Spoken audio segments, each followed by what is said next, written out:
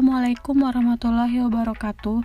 Di sini saya akan menjelaskan tentang makna identifikasi yang terjadi dalam kegiatan pembelajaran di sekolah dasar. Identifikasi adalah usaha untuk mengenali atau menemukan anak berkebutuhan khusus sesuai dengan ciri-ciri yang ada. Menemukan anak-anak berkebutuhan khusus tentu membutuhkan perhatian serius.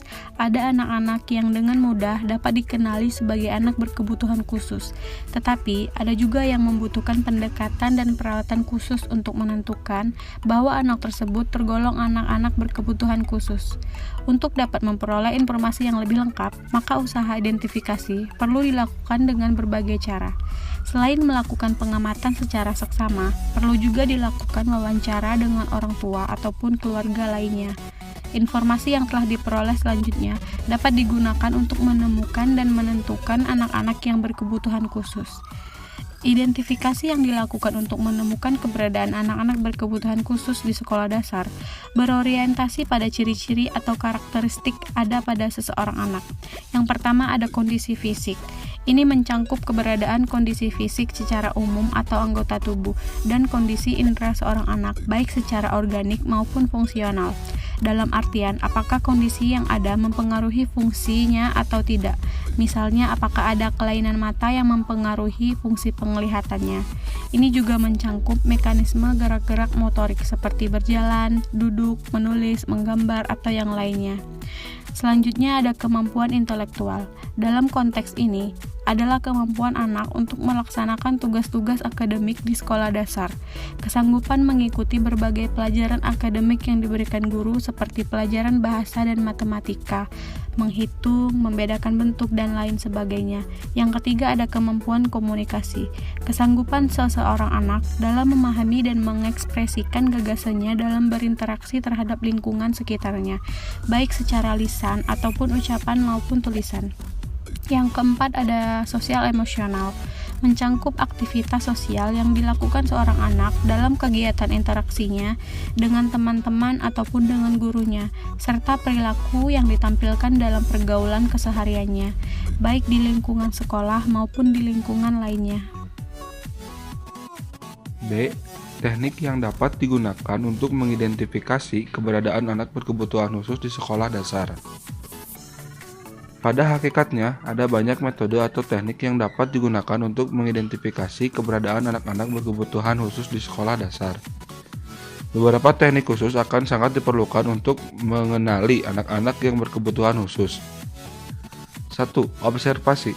Observasi merupakan salah satu teknik yang dapat digunakan untuk melakukan identifikasi anak-anak berkebutuhan khusus, yaitu dengan cara mengamati kondisi atau keberadaan anak-anak berkebutuhan khusus yang ada di kelas atau di sekolah secara sistematis. 2. Wawancara. Wawancara merupakan salah satu teknik untuk memperoleh informasi mengenai keberadaan anak-anak berkebutuhan khusus dalam upaya melakukan identifikasi. 3. Tes. Tes merupakan suatu cara untuk melakukan penilaian yang berupa suatu tugas atau serangkaian tugas yang harus dikerjakan oleh anak-anak yang akan menghasilkan suatu nilai tentang kemampuan atau perilaku anak yang bersangkutan. 4. Tes psikologi. Tes psikologi merupakan salah satu instrumen yang lebih objektif dan validitasnya telah teruji. Jenis tes ini memiliki kelebihan dibanding dengan tes yang lainnya, karena memiliki akurasi yang lebih baik dibanding tes buatan guru. Selain waktu pelaksanaannya yang lebih singkat, melalui tes psikologi juga dapat diprediksikan apa-apa yang akan terjadi dalam belajar anak di tahapan berikutnya. Cara pemberian layanan pendidikan bagi anak berkebutuhan khusus. Yang pertama ada identifikasi kebutuhan pendidikan. Langkah awal dalam pemberian layanan pendidikan anak berkebutuhan khusus di sekolah dasar adalah melakukan identifikasi dan asesmen terhadap kebutuhan pendidikan dari siswa yang bersangkutan. Yang kedua, pengembangan program. Salah satu program pembelajaran yang dirancang untuk anak-anak berkebutuhan khusus adalah program pembelajaran individual, yaitu program yang disusun sesuai dengan kebutuhan individu anak-anak berkebutuhan khusus, baik untuk pendidikan jangka pendek atau jangka panjang. Yang ketiga, pelaksanaan. Setelah program pembelajaran dibuat, selanjutnya adalah implementasinya dalam kegiatan pembelajaran di sekolah. Dalam hal ini, guru harus mempertimbangkan berbagai aspek dalam pelaksanaannya, yang memungkinkan program dapat berjalan secara efektif. Yang terakhir ada evaluasi. Evaluasi diberikan pada setiap akhir kegiatan pembelajaran atau dalam periode waktu tertentu dalam bentuk tes informal maupun tes formal. D. Pengertian dan tujuan asesmen. Pengertian asesmen dalam kerangka pendidikan anak berkebutuhan khusus dimaksudkan sebagai usaha untuk memperoleh informasi yang relevan guna membantu seseorang dalam membuat suatu keputusan. Tujuan asesmen.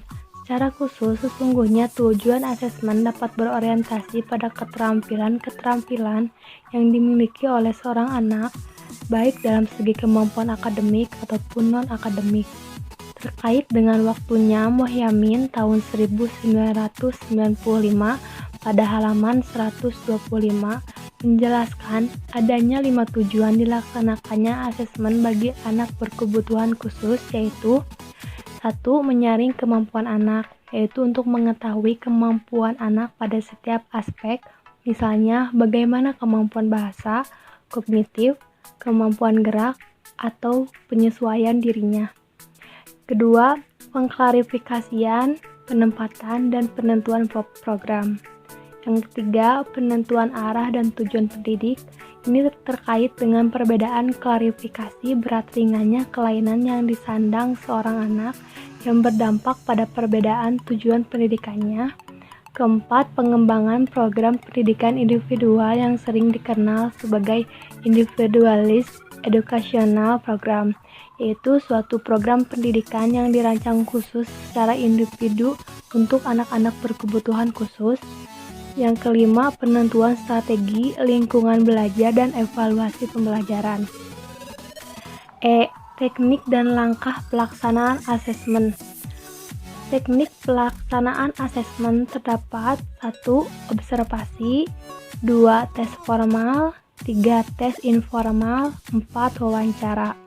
Serta langkah penilaian asesmen yaitu 1. Menentukan cakupan dan tahapan keterampilan yang akan diajarkan. Yang kedua, menetapkan perilaku yang akan diakses. Yang ketiga, memilih aktivitas evaluasi. Yang keempat, perorganisasian alat evaluasi. Yang kelima, pencatatan kinerja siswa. Dan yang keenam, penentuan tujuan pembelajaran khusus untuk jangka pendek dan jangka panjang. Terima kasih. Sekian. Wassalamualaikum warahmatullahi wabarakatuh.